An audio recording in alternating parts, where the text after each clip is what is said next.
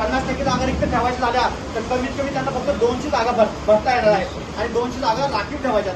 परंतु हे आम्ही आम्ही संघटना म्हणून किंवा आम्ही कर्मचारी म्हणून मागणी करत नाही, तर हे शासन निर्णय आहे, महापालिकेने ठराव केलेला आहे। त्या ठरावाच्या आदेश आणि नियमानुसार असं जागा रिक्त भरती बघू शकत नाही किंवा आम्हाला कोणी घेऊ शकत नाही। आमचा परिवार हा रस्त्यावर येण्याची वेळ आता आमच्यावर आलेली आहे आणि ठाणे महानगरपालिकेत आम्ही येत्या 22 तारखेला दुपारी 3 ते आणि वैद्यकीय विमा पॉलिसी 5 लाखापर्यंत आमच्या फक्त 5 मागण्या आहेत। आम्हाला ठाण्यामध्ये कुणावरही विश्वास नाही। कर्मचारी म्हणून आम्ही फक्त आमदार संजय केळकर साहेब दाखवून दिले तर आम्ही ते मान्य करू शकत नाही किंवा आम्ही हे आंदोलन माघारी घेऊ शकत नाही। आमची साहेब विनंती अशी आहे की टाटा एनर्जी ऑपरेटर आपल्या आस्थापनेवर आहेत, त्यांचा पगार 35,000 आहे।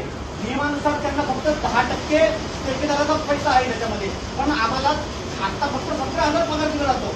म्हणजे जर 35,000 पगार असेल त्यातले 10% फक्त 3,500 ठेकेदाराला नियमानुसार आहे, परंतु